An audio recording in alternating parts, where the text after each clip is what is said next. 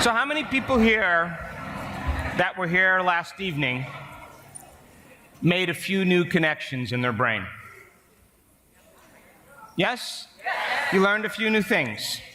So as I said last night, we are going to develop concepts and ideas today. And we are going to use the contemporary language of mysticism, which is science.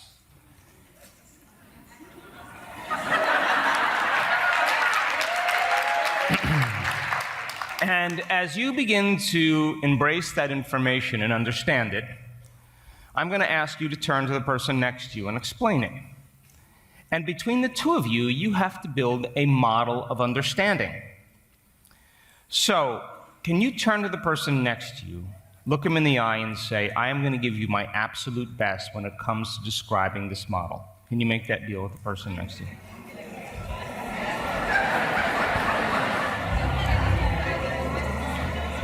Paying attention is being present. And it's a skill just like anything else. The more you practice it, the better you get at it. And you know when someone's present with you in your life, it's because they're paying attention. And you know when they're not present with you is when they're not paying attention. And you only need a teenager to understand this. So then we have this mobile thing called awareness. We can unfold the past bitter memory that's tattooed in the recesses of our gray matter, and like magic, we can bring it to life. And in that moment, it's real. And you lost the present moment and you went to the past. Would you agree? Yes. Or you can begin to anticipate some future outcome in your life. And to the exclusion of everything else, all of your attention goes on that image. And you lost the present moment. So paying attention is being present.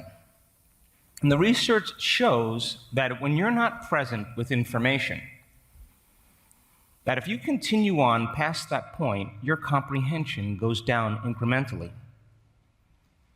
So all of a sudden, the model that you're building, all of a sudden has weak legs. And I don't want your model to have any weakness. Because in your weakest moment, in your darkest night, I don't want you to talk yourself out of possibility. I want you to apply this information. So then, if I'm carrying on talking about the quantum model of reality, and all of a sudden you're thinking about your hair appointment on Tuesday, and who you're going to go to dinner with tonight, and you lowered the volume to your external environment and you were paying attention to your inner world.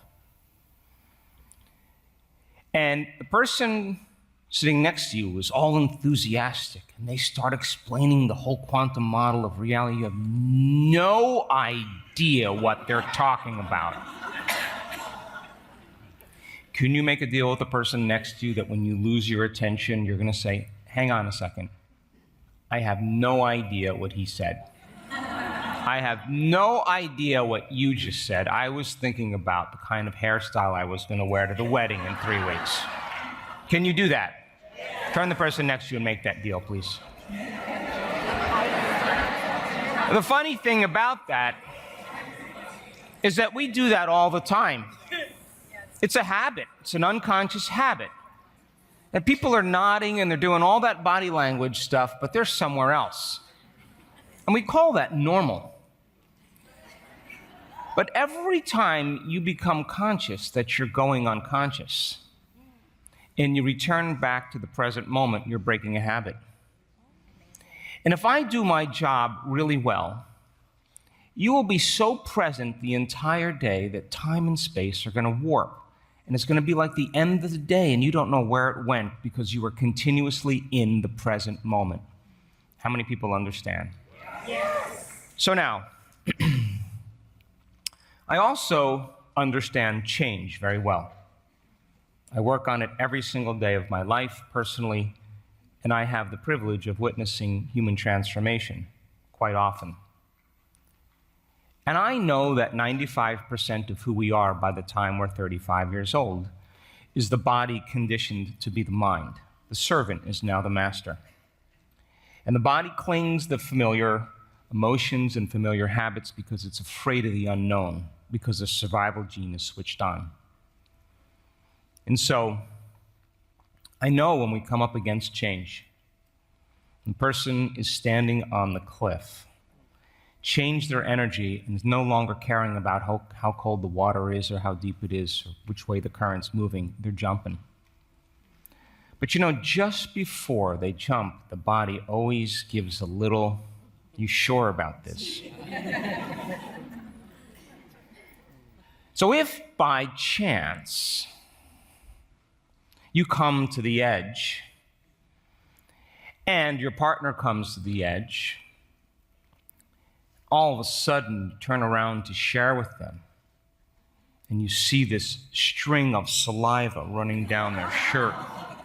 One eye is closing and they're twitching, trying to escape.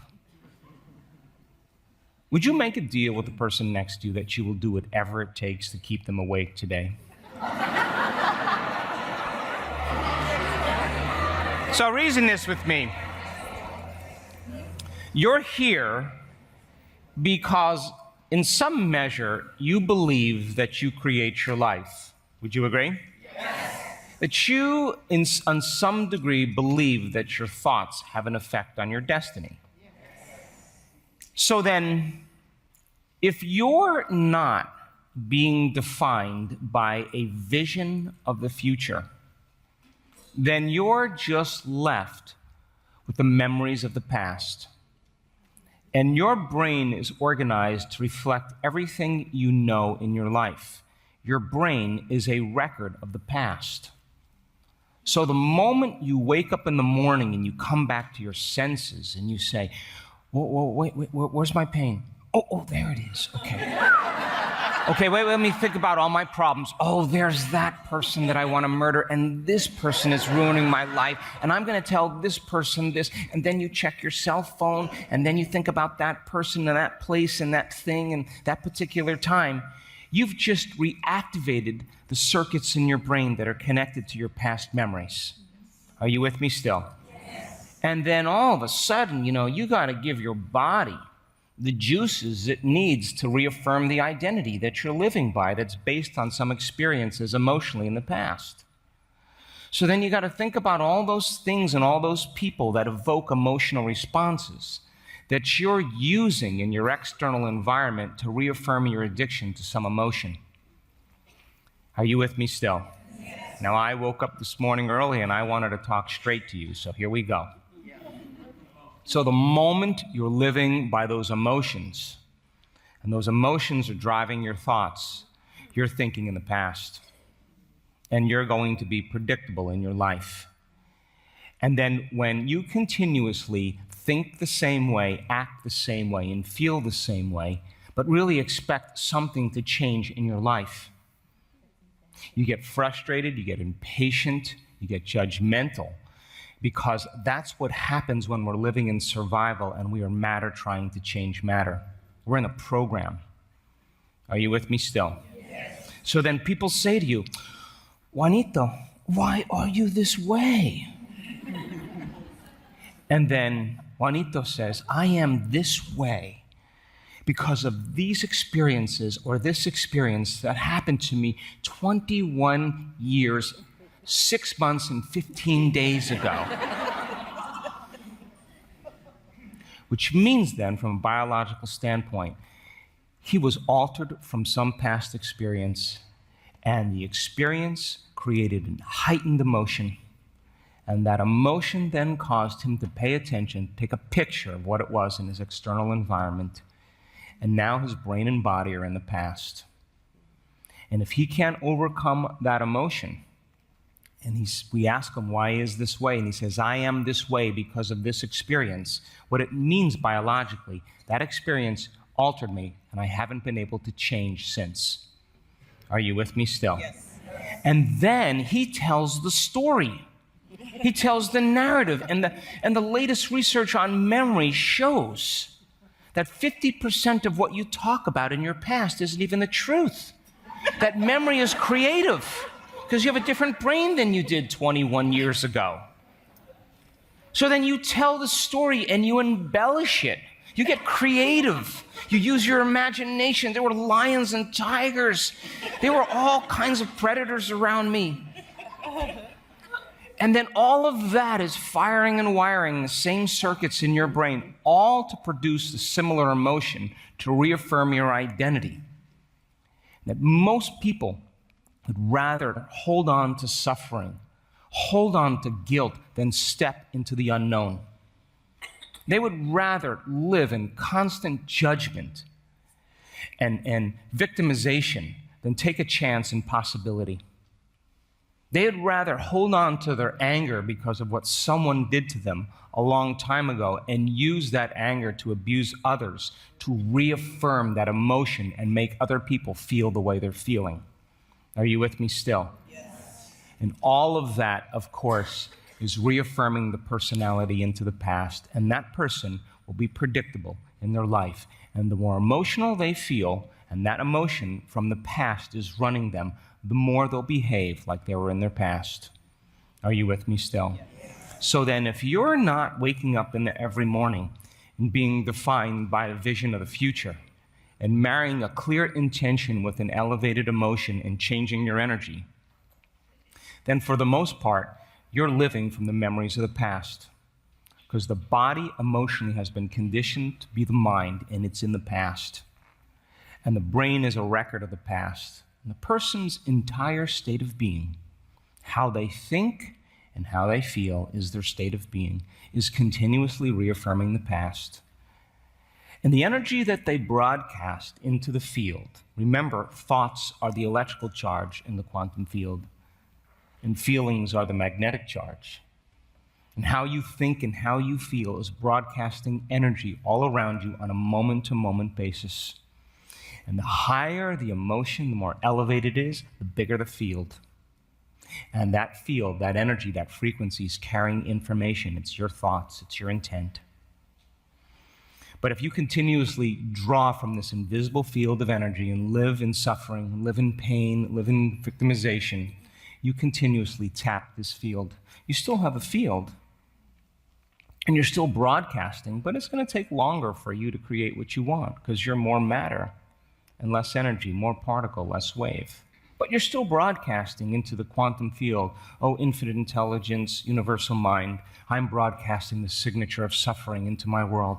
Bring me an experience of suffering, but bring it in a way that I least expect, that surprises me, that leaves no doubt that it's come from you so I can suffer a little bit more. Come on, are you with me? Yes. So we're not punished for our sins, we are punished by our sins. And sin is an attitude. Are you with me still? Yes. And I know that justified or not, I know valid or not, given the circumstances in your life, if you're continuously living by that emotion, that those emotions downregulate genes and create disease. So who in your world is worth it that you keep them enslaved and chained to the past so that you can continuously reaffirm that emotion when you think of them? And you're doing that by thought alone. Are you with me still? Yes. So then I said last night, I tell my advanced students all the time, hey, I'm not going to take it personally that you're not creating your future. It's your choice. It just means you're more in love with your past than you are in love with the future, period. And you're believing in your past more than you're believing in your future. And you're more committed to your past than committed to a future. How many people understand? And this is why I do not take questions anymore, because I've done it enough times. And I now know that no new information can come into a person's nervous system that isn't equal to the emotion that they're experiencing. And the person can walk on the stage, you know, and I go, hey, what's up, man? What's up? And I go, wait. Are you doing the work? No, you don't understand. No, I do understand. Are you doing the work? No. Just answer. No. Are you doing the work? No. And I know that no matter what I tell that person, I could give them the answer that is the correct answer, and they will argue against me because that information is not equal to their emotional state. And you know what I say to them? Hey, take the ride with me. Give me 3 days, give me 2 days, and give me everything you have. Give me your best. That's all I want from you. Cross the river. Get beyond that emotion. And a memory without an emotion is called wisdom. And now the soul is ready to go. And that person comes up against themselves. They come up against their pain. They come up against their judgment. They come up against their doubt. They come up against their fears. They come up against their beliefs. They stop believing that this is even true. They come right up against that. And the people who continue on in spite of that, break out and step into the unknown, they are free now. And they look back at the old self and they come up with the answer to their own question. And now they're free and they belong to a future instead of belonging to a past. And now they, in their own epiphany, in their own enlightenment, begin to realize and awaken. And so then, I also know that when you change a person's emotional state, and they can create gratitude without getting something yet, that the emotional signature of gratitude is receiving. That when you feel gratitude, it means you're getting something. You've received something. So most people wait for somebody to give them something to feel gratitude. That's how they've been hypnotized. That's how they've been conditioned. But in fact, then, if you start changing your emotional state, in spite of all the things going on in your life, you maintain a level of gratitude independent of the conditions in your external environment. You're starting to master your environment. Are you with me still? Yes. And I now know that when a person's in a state of gratitude, a state of receivership, a state of worthiness, a state of inspiration, a state of care and love for life and a joy for existence and exuberance for the moment, that they'll accept, believe, and surrender to information equal to that emotional state. And they begin to program their autonomic nervous system into a destiny. And this is my big beef with affirmations. You could say, I'm wealthy, I'm wealthy, I'm wealthy, I'm wealthy, I'm wealthy, I'm wealthy, I'm wealthy, I'm wealthy, I'm wealthy. But all along, you're feeling unworthy. That thought is going to stop right at your brainstem, and it's not going to go any further because mind and body are in opposition. Are you with me still? Yes. But when you feel abundant and you feel worthy, you naturally say, I am abundant. You're affirming your state of being. You're not pushing against yourself. You've just taken your brain and body out of the past. That's the only difference. Yes? Yes. So then, remember last night, 90% of the thoughts that you think are the same thoughts as the day before. So then those thoughts leading to choices that lead to behaviors that lead to experiences that produce certain emotions that you can predict, those feelings. The moment you begin to think about a future experience and you can predict the emotion of that experience, it's a known. And you're marrying a clear intention with an emotion, and you keep recreating your past. Are you with me still? Now, you've done nothing wrong. You're just taking too long. You're just caught in a program. And your reality is equal to that state of being. But you would have to agree with me that new thoughts should lead to new choices. And new choices should lead to new behaviors. And new behaviors should create new experiences. And new experiences should produce new emotions. And those new emotions should inspire new thoughts. And that's called evolution. And so then we are, remember, thinking, choosing, behaving, or acting, experiencing, and feeling the same way hardwires your brain into a set of programs, automatic programs. But as you begin to learn new information, you're adding new stitches into the three-dimensional tapestry of your gray matter, and now you have the raw materials to begin to think differently.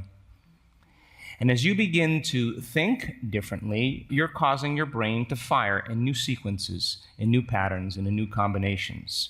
And whenever you make your brain work differently, you're changing your mind. Because mind is the brain in action. And so if you do your job really well today in sharing information, you're going to start changing your mind. And you are going to begin to perceive the problems in your life from a new level of mind. You're going to begin to perceive a future from a new level of mind. And you may actually make a choice equal to that future, which means you're starting to believe in your future more than you're believing in your past. Come on. And you may actually behave like an abundant person, just for the hell of it. And you may actually create an experience where money shows up out of nowhere. It's happened hundreds and hundreds of times in this work. And it may actually lead to you feeling more abundant. And you may feel so abundant that you give your money away, because you feel so abundant and you know that you are abundant and there'll always be more. And other people start seeing you do that, and they think, she's on the wrong medication. I knew it about her. But you no longer care what other people think, because you're no longer using that person to reaffirm your addiction to lack. You're feeling way too worthy and abundant. And you see a part of yourself that you used to be, that you no longer are, and you love that person more instead of judge them. And then you're at the shopping supermarket in the line. And instead of judging the person in front of you for the food they're buying, you're feeling this incredible amount of love. And you're opening your heart, and all of a sudden you're radiating this energy into the entire supermarket, carrying the intent that everybody's lives be enriched at the Safeway. And you feel unbelievable. And then you get in your car and you stop at the red light and there's traffic, and all of a sudden you're feeling so selfless. You're going like this.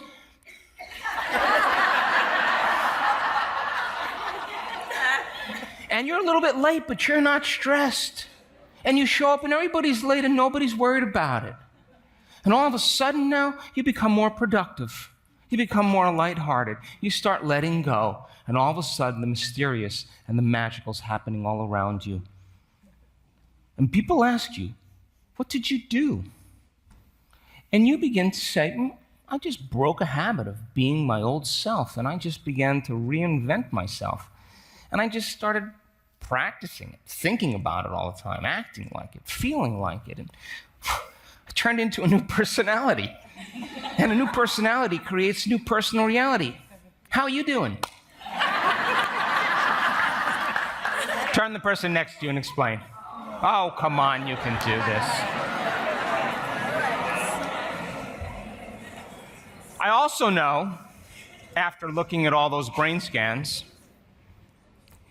in real time, that when you're analyzing your life within some disturbing emotion that's familiar to you, you're going to make your brain worse.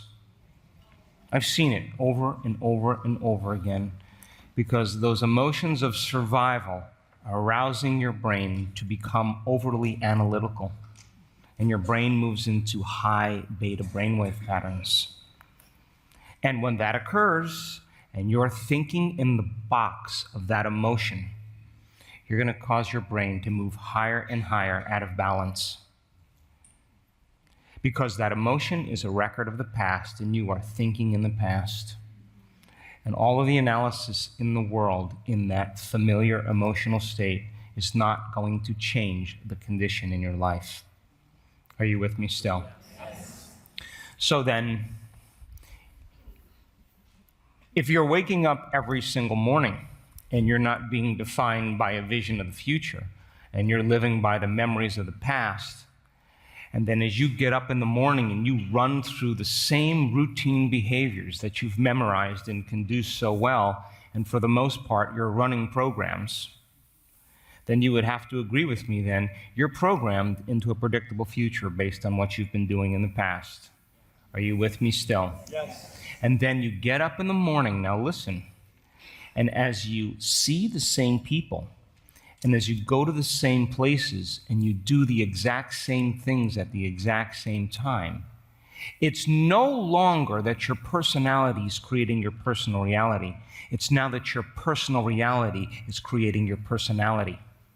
And you're thinking equal to your environment. And the environment, that person, that thing, that place, that object, that experience is actually turning on old circuits in your brain from the past. Are you with me still? Yes. And so then, now your environment is controlling how you think and how you feel, because that thought produces an emotion. And your state of being now is completely in the past. And your environment then is regulating your internal states. And as you think the same way and feel the same way, and those feelings signal certain genes, there's a tango that's going on between the outer world of matter and the inner world of biology. And there's a match. And those thoughts then, equal to your environment that are producing certain feelings, are creating the same state of being, and you're recreating the same life. And now, a person's trapped in their environment, and nothing changes until there's some breakdown or crisis. Are you with me still? Yes. So then, to change then, is to be greater than your environment. Be greater than the conditions in your life, to be greater than the circumstances in your world, and every great person in history knew this. They weren't going to be defined by the past, present. They were going to be defined by a future present. And they were going to begin to live as if that future reality was already happening in front of them. Couldn't see it, couldn't smell it, couldn't taste it, couldn't feel it, couldn't hear it, but to them, it was alive in their mind. It was so alive in their mind that they began to behave as if it already happened. They belonged to the future. So then, if you're not creating a new future, then for the most part, your environment is controlling how you think and feel. And when that occurs, we are victims to our environment. How many people are with me? Turn the person next to you and have an enthusiastic conversation about that, please. Come on, you can do this.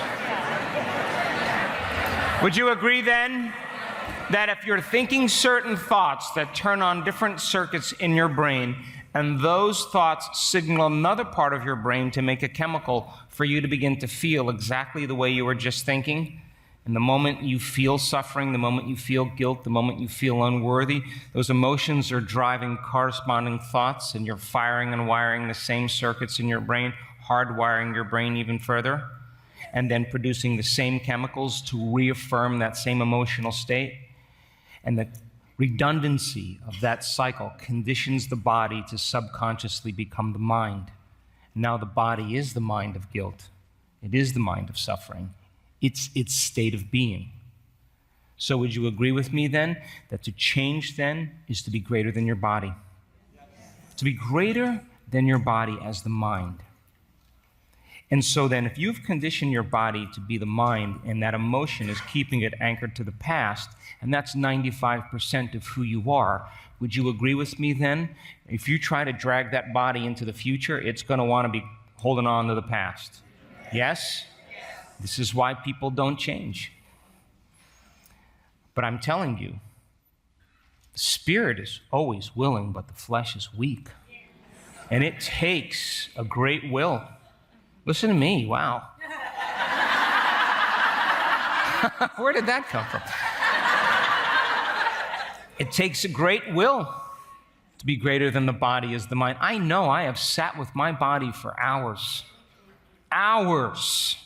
watching it, observing it, coming to the point where I just couldn't go any further because I was just sitting there. Did you get that? I'm just sitting there. And I have to continuously overcome all the things I have to do, all the people I have to see, all the emails I have to answer, all the places I have to go, all those appointments. My body wants to get up and get going. And I keep saying, Stay. You stay right there. And then it gets angry and frustrated and emotional and patient and unworthy, and there I am in my past. Get over here. And I do that again, and then it starts saying, well, you know, you don't have enough time to do this. You should be doing other things. Okay, get over here. And I keep doing that. And every time I keep doing it, I'm reconditioning my body to a new mind. And I have had moments where I thought I was going crazy. I honestly thought that I was losing my mind, and I was. But that's the mind I needed to lose. You understand? Because you are at the end of your emotional belief at that point. And the body doesn't trust in the unknown. But if you keep surrendering it back down into the present moment, and it's not getting up and doing things and experiencing things and feeling things to reaffirm the same person, it's craving the familiar emotions so it could reaffirm who you are. And it's doing everything it can to stay in the past. You understand what I'm talking about, yes? And you keep bringing it back to the present moment over and over again, just like training an animal. It's going to throw everything at you. It's going to bring up your, college boyfriend, the one that cheated on you, and you are going to get all of its, the body's doing everything it can to be the mind. And you keep insisting that you're the mind. Sooner or later, the moment the body trusts you and relaxes into the present moment, there's going to be a liberation of energy. And you're going to go from particle to wave, from matter to energy. And that liberation of energy is a very, very specific feeling. And that's when the body finally is no longer enslaved to the past or a predictable future. It's relaxed into the present moment, and now it starts to trust you. And would you agree, if you keep practicing being present with your body over and over again, keeping it in the present moment, it's going to become a habit? And if where you place your attention is where you place your energy, and you've just mastered some aspect of yourself just by sitting there, would you agree that you'll be more present in your life with everyone and everything? When it comes time to heal someone, it comes time to make a decision, it comes time to change your state of being, you'll have enough energy to do that because you're in the present moment. Are you with me still? Yes. And so then, if you labor for that present moment then you would have to agree with me, if you're completely in the present moment, you're paying attention and you should be able to create. Because you have all that energy to create with.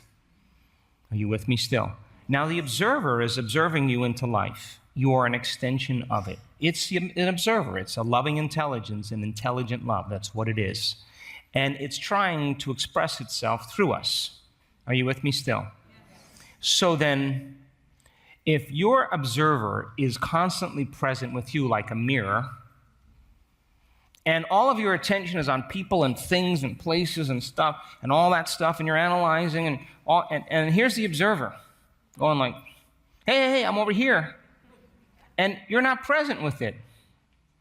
But don't you know when you're in the present moment, you're looking right in the mirror, and it's going to reflect that image back into your world. Are you with me still?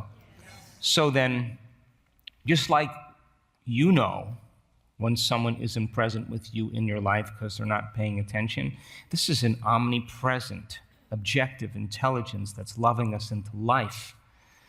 And you have to be present with it like you want to be your teenager to be present with you. And it takes that kind of will to move into the present moment. So then here's my question. Would you agree then, if to change is to be greater than your environment, if to change is to be greater than your body, and if to change is to be greater than time, the predictable future or the familiar past being the present moment, would you agree then that if you believe that your thoughts and your feelings created your reality, would you agree then it might be a good idea to sit down and close your eyes and disconnect from the external environment? Yes. To diminish the amount of sensory information coming in through your eyes so it doesn't activate the same circuits in the same way. Are you with me still? Is it a good idea to play some music in the background or shove some earplugs in your ears to diminish the amount of information that you're hearing? Would it be a good idea to sit your body down in one place and not let it get up and do things and experience things that are familiar to you to create the same emotions? And all of a sudden now, as you disconnect from your environment and you sit your body down, you're not eating, you're not tasting, you're not smelling, you're not feeling your body. It's not feeling anything. And if you can sit in the present moment and not think about your schedules and the people you have to see in the predictable future or the memories of the past, and your brain and body were completely in the present moment, then you should be able to change your brain and body by thought alone, because the size of the frontal lobe becomes the movie screen. And you get to live in that future reality in the present moment. And your brain does not know the difference between what's going on out there and what's going on in here. And the moment the thought becomes the experience, the end product of an experience is called a feeling or an emotion, and you start feeling like that future. And would you agree then? If you got up and came back to your senses, you would be firing new circuits in new ways. Yes or no? You would be creating new chemicals that would cause your body to be conditioned to the mind of the future instead of the mind of the past. And if you keep doing it over and over again, your brain and body are going to begin to change. And who knows? You may actually think like an abundant person. You may act like a saint.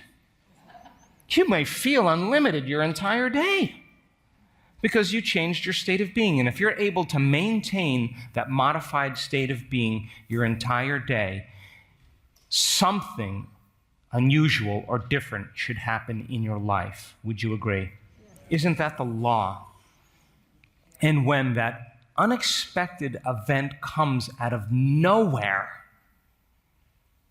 and you are surprised by it, and the energy of that experience creates more love of self, more of a passion for life, that you feel more worthy and unlimited, could you not use that energy to create again tomorrow? And would you agree then you would move from being a victim in your life to being a creator in your life? How many people are with me? Turn the person next to you and have a robust conversation about that, please. How's your model? How's your model looking? How you doing? Good. Is this making sense to you? I'm speaking to the part of you that already knows this. Because the only way for you to step into a new future is you have to confront the very aspect of you that isn't going there. Are you with me still? So then, when people begin the process of change, they have to stop making the same choices. And when they do that, they step into the unknown. They step into that place of uncertainty. They're feeling uncomfortable. It's unfamiliar to them. They can't predict what's going to happen. So then they rush back to the familiar just so they can feel safe being anxious.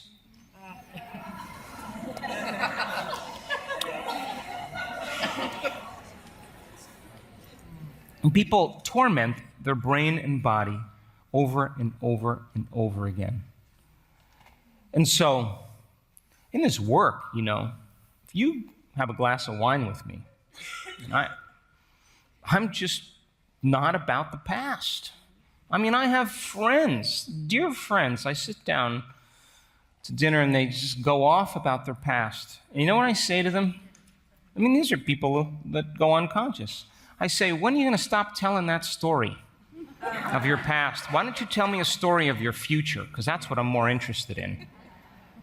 And wouldn't it be nice to meet people on that level at a dinner table instead of people going off, did you hear Mary's in the hospital again?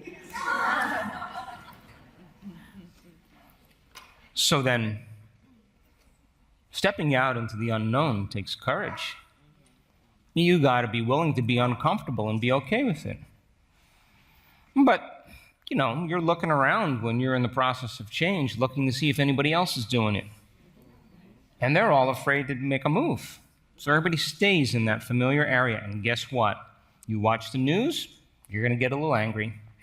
You watch television, you may suffer a little bit. You read the newspapers, you may feel a little prejudice. All of that is to create separation in people. People cling to the familiar, and they're afraid to take a chance in the unknown. But remember, the soul's interest is the unknown, adventure. There's a lot for us to experience on the way back, to tell the story of our journey. And so then, living by those familiar feelings then causes people to argue for their limitations with others who are doing the same. And that creates relationships. So then, if you're in that unknown, and you understand the best way to predict your future in the unknown is to create it. And that when you start believing in a future more than believing in the past, you belong to a future instead of you belonging to a past. And yeah, you're going to have to forego your social engagements. You're going to have to break away from your cell phone for an hour. Yeah, you're going to have days where you're not going to feel like doing it. But that's what mediocrity does. But when you continue to be possessed by that vision of the future, and yeah, it's going to take some effort. I'm sure Martin Luther King came out some mornings waking up feeling a little bit fearful. But he didn't walk through those doors and step out into the world until he was courage and justice. Just his state of being. That's what made him great. So yeah, there are going to be days when you're going to have to come up against yourself. And you're going to have to change your state of being without a television show, without an internet connection, without a phone call. You're going to have to change your state of being by thought alone. And you better start thinking about what thoughts you do want to put your attention and your energy behind, and fire and wire those thoughts in your brain. You better think about the behaviors and choices you're going to make in your life while you're in that state inward. And you better rehearse it until it starts to become familiar to you. And you better say to yourself, can I teach my body emotionally what this future is going to feel like ahead of the actual event? And in the beginning, it's going to feel a little weird because we're reversing the process. Instead of waiting for something outside of us to change how we feel inside of us, we're beginning to understand when we change how we feel inside of us, how it's going to affect what goes on outside of us. That's turning a big battleship around. But you got to do it. In the beginning, you say, I don't feel anything. Well, that's because you're used to watching movies to feel something, or smooching on somebody to feel something. But I'm asking you to do it by thought alone. And all of a sudden, you start fantasizing and dreaming about that future. And you start letting go and start feeling it. And you start believing in those thoughts equal to your emotional state. You begin to really want to act in that way because you're priming your brain and body into the future. And that process of living in the unknown is not white-knuckling it to the other side. That's not how you cross the river. You cross the river by investing your energy and your attention into a future every single day. And you're uncompromising to it. And every great person in history were uncompromising to visions. And all of a sudden then, as that reality begins to unfold and you start having synchronicities, coincidences, serendipities, opportunities start showing up in your life because you changed your personality, you changed your state of being. You are going to be more loving with everybody in your life. You're going to be more patient. You're going to be more caring, more giving, more willful, more conscious, because you're moving closer to that unified field that's giving you life. And you are marrying your consciousness with its consciousness, and its nature is becoming your nature. Its mind is becoming your mind. And you're less seduced by the things in your life that typically bring you pleasure or pain. Because you're understanding that that joy is coming from within you and not outside of you. And how many people confuse pleasure with joy? It's not the same thing. And remember, the more whole you are, the less need for pleasure you'll have. And the less whole you are, the more need for pleasure you'll have, because you'll rely on something outside of you to take away that feeling of emptiness inside of you. But I'm telling you, this loving intelligence and intelligent love, when it starts to leak through you, it finds a crack, and you start feeling more love, you start feeling differently, you start feeling more joyful for no reason at all. You're not going to want to be distracted by anything outside of you. You're going to want to maintain and focus on this feeling and figure out a way to nurture it, to grow it, to expand it. And every time you do that, you move closer to wholeness, to the unified field. And the more whole you are, the more worthy you are to receive your future. And you're no longer creating from polarity or duality or separation. You feel like you already have it. And you don't rush to any outcomes. You don't fight for it. You don't compete for it. You know it's going to come to you. And how would you live your life if you knew your future was coming? Turn to the person next to you and have a lighthearted conversation about that, please.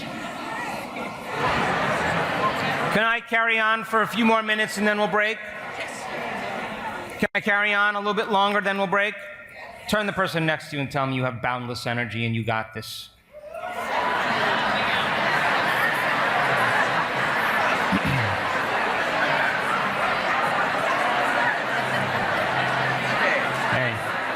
So you know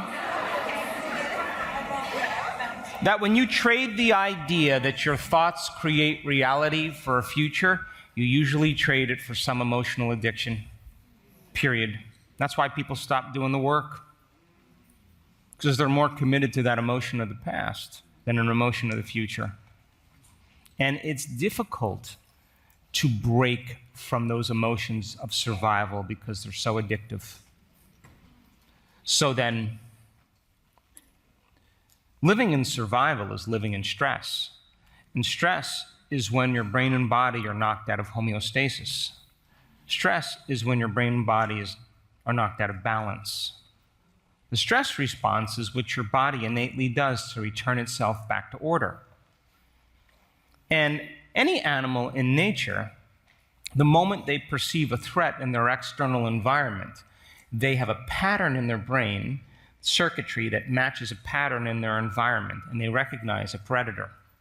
And the moment there's a pattern recognition, the moment that happens, a primitive nervous system turns on called the fight or flight nervous system, and they begin to mobilize enormous amounts of energy, all of the body's resources, to survive in that environment. And that rush of adrenaline and cortisol awakens and arouses the brain and body for the short term. And now that organism that's running from the predator has a few options. It's going to run, it's going to fight, or it's going to hide and freeze. That's all it's going to do. So then, if that organism survives and outruns the predator, and the event is over, the body returns back to balance, returns back to homeostasis, and it's the autonomic nervous system that's doing that, always trying to create balance and order. But it's willing to move out of balance for a short period of time and tap the body's resources so that it can survive. Survival is more important than balance in that moment. Are you with me still? Yes. So then if you keep turning on that fight or flight response, short-term stress is really great because when the event is over, everything returns back to balance. But no organism in nature can tolerate living in emergency mode for an extended period of time. And if you keep knocking that autonomic nervous system out of balance, all of a sudden that imbalance is going to become the new balance because it's switched on in anticipation of a threat. Are you with me still? Yes. And now you're headed for disease because it's the autonomic nervous system that's controlling and coordinating all the bodily functions without you consciously thinking about it. Are you with me still? Yes. So you have that same primitive nervous system, and that when you and I begin to perceive a threat in our external environment, we do the exact same thing.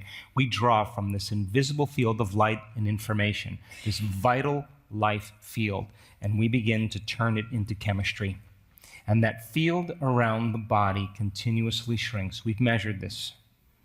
And now the person is more matter and less energy, more particle and less wave. They're not emitting any information into the field.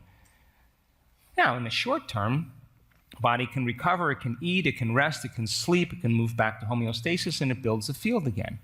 But if you're constantly at odds with your coworker, if you're constantly stressed about your finances, if you can't let go of your sister who betrayed you and you're living by those emotions every single day, you would have to agree then that you're headed for some type of genetic destiny because you've tapped all of the body's resources. And now the body is like a piece of matter, a piece of flesh with no energy, and it's going to break down. Are you with me still? Yes. So then when you're living by the hormones of stress and you continuously draw from this invisible field of energy and turn it into chemistry, and the field around your body is diminishing, now you're matter trying to change matter in your life. Are you with me still? Yes. And what do you do when you're matter trying to change matter? You force outcomes. You push for it. You fight for it. You control it. You try to predict it. You manipulate it because you're matter trying to control matter. Are you with me still? Yes. And so the very chemicals of stress heighten the brain and body to move into an aroused state. And under stress, your senses are heightened. And we become materialists, defining reality with our senses. If we can't see it, we can't smell it, we can't hear it, we can't taste it, we can't feel it, it doesn't exist. And we could say it another way, that when you're under stress and those chemicals are activated, you are going to narrow your focus on objects and matter, on the particle in quantum physics, on people and things in your external environment. Are you with me still? Yes. And when you're focusing on matter, you are no longer paying attention to the wave in quantum physics, which is information. Are you with me still? Yes. And so then over time then, as a materialist, functioning as matter in your environment, you're less likely to create in this state. Why would you want to close your eyes if there's a predator out there? Why would you want to go within and learn and change your internal state when you feel unsafe? And the very chemicals of stress become addictive. And people use the problems and conditions in their life to reaffirm their addiction to that emotion. They need the bad job. They need the bad relationship. They need the difficult past because it's reaffirming their identity emotionally. Are you with me still? Yes. So then if where you place your attention is where you place your energy, and you're using that person or that circumstance in your life to reaffirm your addiction to that emotion, then you're giving a lot of your power away to someone or something. And it's the emotion that's keeping your attention on it. Are you with me still? Yes. Come on, are you with me? Yes. So then the very hormones of stress then endorse the ego to become selfish. When you're in survival, you are selfish. You got to take care of the self. And you define the self as a body living in an environment in linear time. And in fact, when you're under stress, out of the infinite potentials that exist in the quantum field, you are going to select the worst case scenario and anticipate the event emotionally and get prepared for the worst outcome. And in the short term, when you get it right, you say, hey, I got that right. You should hang out with me. I'm really smart. But what happens when you're wrong or it doesn't happen? You are conditioning the body to become the mind of that emotion. Are you with me still? Yes. And the body is being programmed into that destiny. So out of the infinite potentials in the quantum field, you select the worst possible outcome, and you're emotionally embracing it and marrying a clear intention with an emotion. And you're conditioning your body to be in a predictable future based on the past. Are you with me still? Yes. And why do we do that? Because in survival, if you prepare for the worst and anything less happens, you have better chances of living and surviving. And when the survival gene is switched on, you could have 10 great things happen in your day, but you will focus on that one bad thing. Because in survival, you got to be waiting for it to come again. Are you with me still? Yes. So then, as you draw from this invisible field of energy and you turn it into chemistry and you're shrinking the field around your body, then you are matter living as a body in an environment in time. And people define themselves as a body in an environment in linear time, and that is not who you are. So the more addicted you are to those emotions of stress, the more you believe you're your body. Are you with me still? Yes. And it's reaffirming the very nature of the body in survival. So then people spend the majority of their life living in anger, frustration, aggression, hatred, prejudice, judgment, control, competition, guilt, shame, unworthiness, victimization, depression, anxiety, fear, sadness. And all of those emotions are created by the hormones of stress. And psychology calls those normal states of consciousness. Those are altered states of human consciousness. Are you with me still? Yes. So then, if your attention is on matter, your attention is on objects, on things, people, and where you place your attention is where you place your energy, then for the most part, you're enslaved into three-dimensional reality. Are you with me still? You are matter living in a world of matter, and now you're caught up in the illusion of the dream. Are you with me still? So then, when this occurs, and people spend the majority of their life living by those emotions of stress, they're not going to be interested in creating. What they'll do is they'll have a vision, but we live in a dimension, this three-dimensional reality. There is infinite space. How big is space? Listen, space. It goes on forever, yes? So then, if space is eternal in this realm, you experience time by moving your body through space. And as you move your body through space from one point of consciousness to another, it takes time to get there. Are you with me still? So as I said last night, the more you feel like matter and the less you feel like energy, and you're going to get the things you want in your life, but it's going to take some time because you're going to have to drag your body back and forth to work over and over again, living in that limited reality of being able to predict how you're going to pay your bills off. And of course, then, you'll do it, but it's going to take some time. And you're enslaved to the world of Newtonian physics. Are you with me still? So then, the more addicted we are to the emotions of stress, the less likely we are to create. Why would you create when you're in survival? It's not a time to create. And if you keep tapping from this invisible field of energy and turning it into chemistry, and you're mobilizing all your body's energy for some threat in your external world, there's no energy in your internal world for growth and repair. There's no energy for long-term building projects because there's actually no life force to heal. There's actually no life force to create a new future. There is no energy to heal someone else, to have a mystical experience. We're matter trying to affect matter. Are you with me still? Yes. Turn the person next to you and talk about how you're no longer going to be stressed out. Am I asking you to not react to people in your life and suppress emotions? No, I react. The question really is how long you're going to react. That's the question, yes? Shortening your emotional reactions to people and things in your life is called emotional intelligence. And those are the people that you want to hang out with. If you can't let go of that emotion, it must mean you're addicted to it. True or false? Because isn't addiction something you can't stop? You just need an Italian grandmother for this one. So it's a scientific fact that the hormones of stress downregulate genes and create disease. It's a fact. Push the genetic buttons that create disease. Human beings, because of the size of their frontal lobe, can begin to think about the past or think about the future and turn on that stress response just by thought alone. Are you with me still? They're knocking the brain and body out of balance by a thought.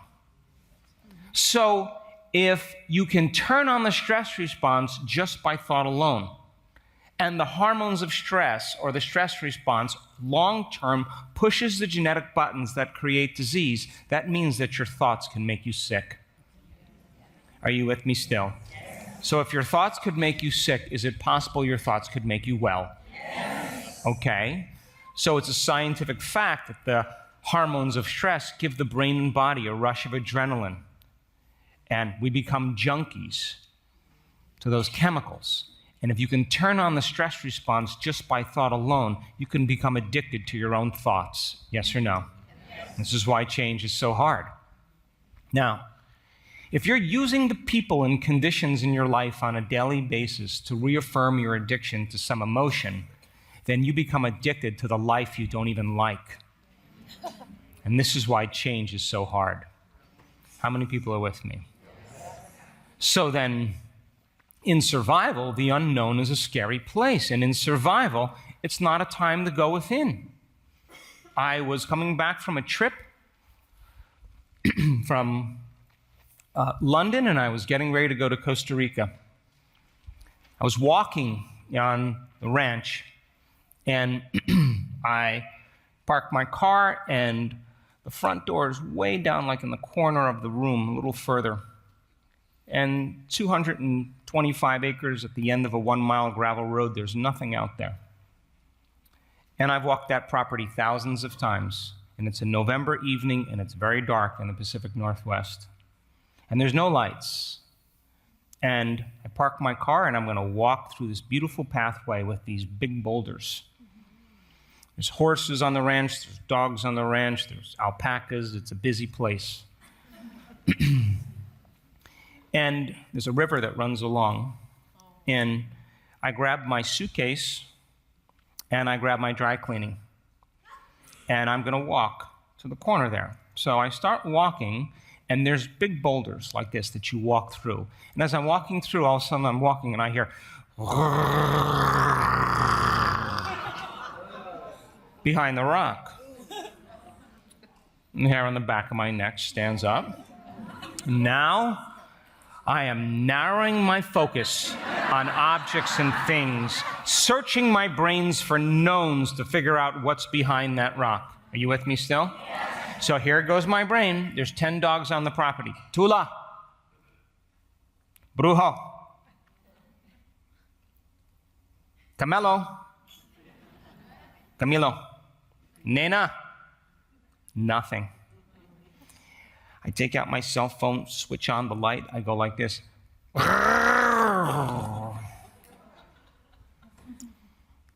the cell phone in my property, back pocket. Now here's my question. Is this a time to create? Is this a time to go within? Is this a time to learn something new? Is this a time to trust in the unknown? Is this a time to open my heart and be vulnerable and give thanks?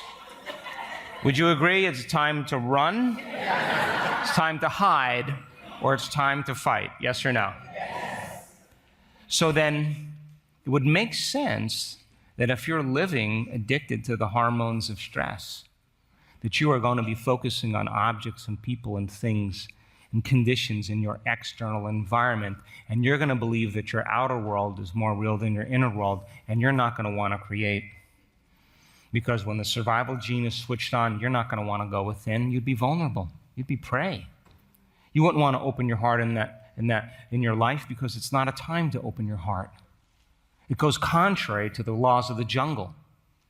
So the more people are living in stress, and the more they're living in survival, the more they're enslaved into the realm of 3 dimensions.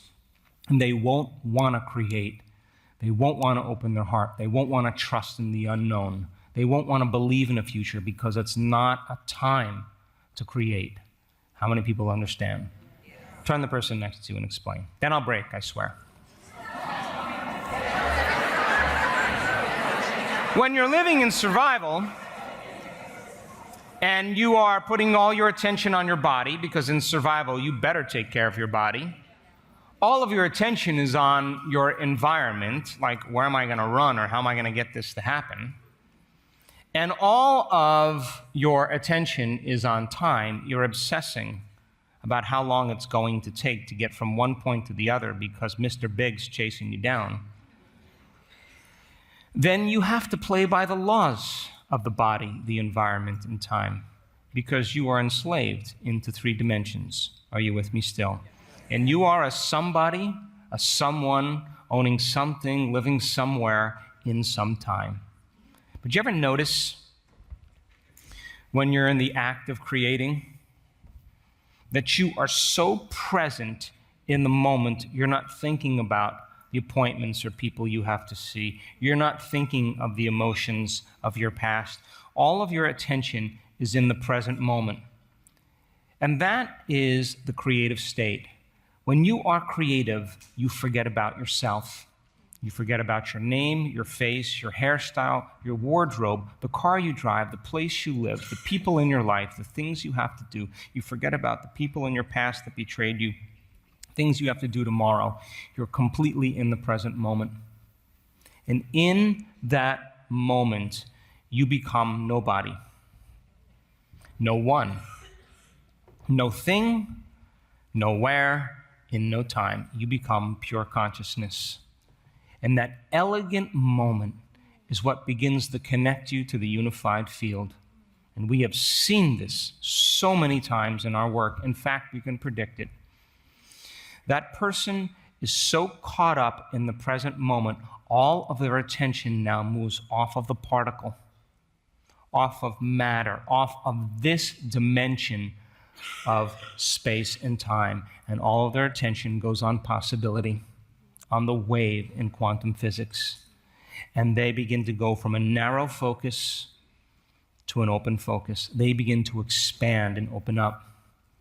And when that occurs, the disintegration that was taking place in a brain that was over-aroused in stress, where the networks are no longer communicating with each other, that incoherent brain, the moment the person's no longer thinking, no longer analyzing, no longer caught up in the same networks, they're so present that that autonomic nervous system steps in and it says, it's been about 42 years since he's gotten out of the way. This is a great moment. What a mess! He's gone. So let's create some order. And all of a sudden it starts saying, hey, you communities over here, why don't you start talking to these communities? Well, there's no boundaries here. And as you're no longer thinking, those different networks begin to synchronize.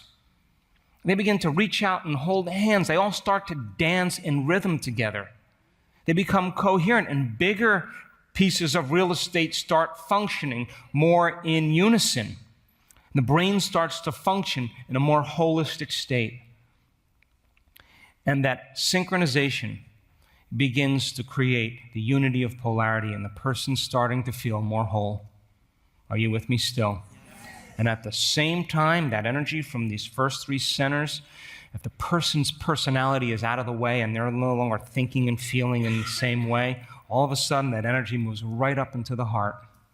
Boom. And all of a sudden, there goes the field. It can be up to 9 meters wide. Boom.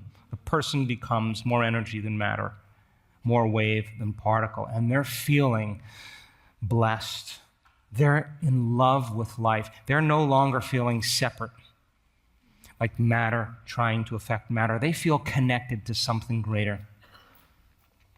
And as that heart starts to move into coherence, it begins to influence the brain into more coherence.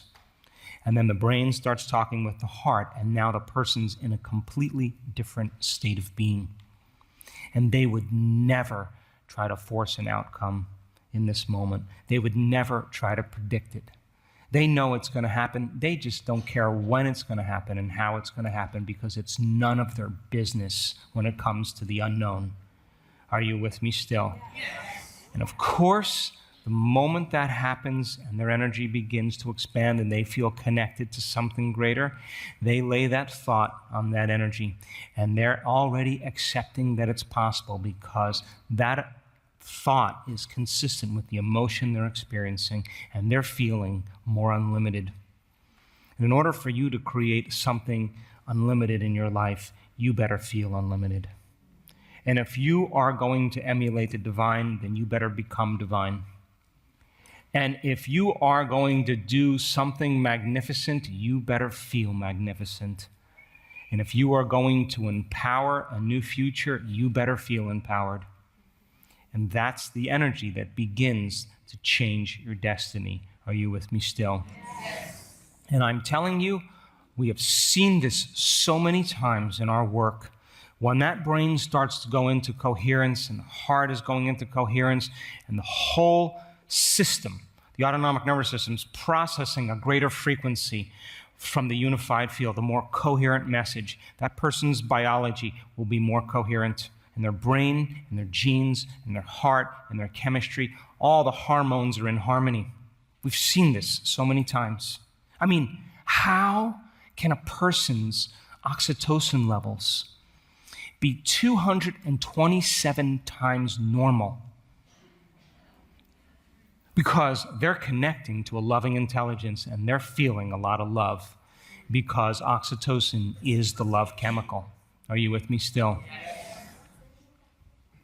And so, researchers, great friends of mine, who are authors, biologists that have studied my work when I've showed it to them, they've said oxytocin is the love chemical. It's what mammals do when females bond to their offspring as they groom them, as they lick them, as they touch them, as they hold them. They're creating oxytocin levels between the mother and the child. And oxytocin creates bonding. And it's made in the limbic brain. And when you're in the honeymoon stage of a relationship and you're intimate with another person, that connection, that bonding begins to create high levels of oxytocin, and that's how we connect and become monogamous with other people. And so they said to me, why are you measuring oxytocin if these are the things that happen in biology? And I said, well, because I want my students to be in love with the future just like they're in love with somebody else. And I want them to connect to the love of God. And I want that relationship to be as bound as a relationship with their children. Are you with me still? Yes. And so then if 227 times the amount of oxytocin is taking place in that person's biology, then they are in love with life. It is impossible to hold a grudge in the research when people are just given or administered a little oxytocin. The natural tendency is to forgive. You would never trade this feeling for anyone or anything, and that's the beginning of unconditional love. Wouldn't you agree? And that person doesn't have to try to forgive. They don't have to try to be spiritual or holy. It's just who they are. They would never lose this feeling for anyone or anything. It's too strong. So imagine an entire world like that, huh? Yes. All you'd want to do is give. Because think about this. When you master some aspect of yourself or you connect to that divine intelligence, and I just interviewed a person that was baptized. And as one lady said last year that was 78 years old, I lost my spiritual virginity today. She got hit by the heat. She got baptized in light, and that light is carrying information. And I looked at her, and her eyes were just white and popping out of her head. And she connected to that unified field. And by the way, there's always more love to experience in this field. And so, when that energy moves in you and moves through you and moves all around you, and you feel like it, The only thing you're going to want to do is want other people to feel the way you feel. And the only way you can do that is to give them something. That's the closest way to do it. So the act of giving emulates the divine, and when you do that, it moves even closer because you're no longer in lack, you're no longer in separation. You already know there's infinite abundance. It's who you are. Are you with me still? Yes. So then, in that elegant moment when we are watching a person's brain on the scan, and now we know when it's going to happen. You just see these downloads. Pachum, pachum, chum, chum, chum. And I say to the researchers that come and study us, she's going to pop. Watch this. And they're seeing these big amplitudes, and they're thinking the person's having a seizure. And I'm saying to them, does she look like she's having a seizure? And all of a sudden, we see the right side of the brain talking to the left side of the brain, the front of the brain talking to the back of the brain. All of a sudden, here come the two hemispheres. The moment those two hemispheres come together, the union of duality, the union of polarity, the union of separation and opposites is called wholeness or love. In the same time, that heart busts wide open, and that person is in love with life, and her chemistry is changing because her energy is changing. And she's hooked up to a field that exists beyond the senses, a greater frequency. And I can walk around like this. I've done this so many times. And look at that person, and there are tears of joy rolling down her face. She is so whole, she is so complete that she can't want. She's no longer in lack. Wanting is lack. She feels like she already has everything. And in that place of wholeness is the place we create from. Are you with me still? Yes. So here's my final question before the break. Is it worth the effort? Yes. Yes. Turn the person next to you and have a conversation quickly about that. So, would you agree? Last point. If you take your attention off your body, because in survival, most of your attention is on your body, you think you're your body. If you take all of your attention off your body, would you agree then you are nobody? Yes. If you take your attention off of people in your life that you used to create an identity, the moment you take your attention off of someone, you become no one. Yes? Yes? You're not a face, you're not a skin color, you're not a culture, you're not a profession, you're not a mother, you're not a father, you're not a kid, you're not a grandma, you're not even a name. Are you with me still? Would you agree that if you take your attention off of objects and things in your life, then you would be in nothing? Yes? Yes. There's nothing there. And if you took your attention off the place you have to go, would you agree then you could go from somewhere to nowhere? And if you were no longer thinking about a predictable future or familiar past and you were completely in the present moment, would you go from some time to no time? Yes. And that is the nexus. That's the place we have to get in order for us to begin to become everybody, everyone, everything, everywhere, and every time. Isn't that the quantum field? Yes. Now, I'm not talking about everybody in a body. I'm talking about the connection to everybody, to everyone, to everything, to everywhere, and every time. Isn't that the unified field? And the unified field are the laws that govern all of nature that science is struggling to put together. Are you with me still? But you can't enter as a somebody.